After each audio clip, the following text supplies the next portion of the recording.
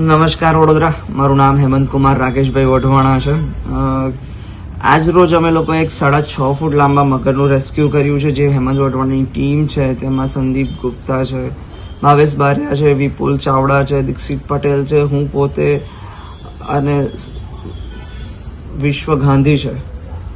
અમારા 5-6 જે વોલેન્ટિયર્સ છે દ્વારા અમારો L&T જે પ્રોજેક્ટ મક્કરપુરા માં L&T જે પ્રોજેક્ટ ચાલે છે વિશ્વામિત્રીની અંદરથી જે પિલ્લર્સ ખોદવામાં આવ્યા છે, જ્યાં બુલેટ ટ્રેન આપણી વિશ્વામિત્રી નદીની વચ્ચોવચ્ચથી જવાની છે, એવું જ એક જગ્યા છે જે જગ્યા ઉપર લોખંડના પિલ્લર્સ મૂક્યા છે. એટલે લોખંડનું એક આખી ચોરસ બોક્સ બનાવ્યું છે. એ બોક્સની અંદર છે વારંવાર મગર આવી જાય છે. આજથી 2 દિવસ પહેલા પણ એ જ જગ્યા પર મગર આવી ગયો હતો, ત્યારે આપણે એને કાઢીને ફોરેસ્ટ ડિપાર્ટમેન્ટને સુપ્રત કર્યો હતો. હવે આજે ફરી વખત બીજો એક મગર એના એ જ સ્થાન ઉપર આવી ગયો છે, ત્યારે એની જાણ અમને થતાં જ અમારે ફોરેસ્ટ ડિપાર્ટમેન્ટના જે જિગ્નેશ પરમાર છે એમને જાણ કરી હતી. ત્યારબાદ અમે લોકોએ રેસ્ક્યુ ઓપરેશન સ્ટાર્ટ કર્યું હતું. જ્યારે અમે લોકો ખાડામાં ઉતર્યા ત્યારે એ મગર પાછળથી પાછો પાણીની અંદર કિચડની અંદર જતો રહ્યો હતો, જેથી ખૂબ મુશ્કેલી પડી હતી. ત્યાર પછી અમે લોકોએ મોટર ઉતારી પાણી અને કિચડ ખાલી કરવાનું સ્ટાર્ટ કર્યું હતું.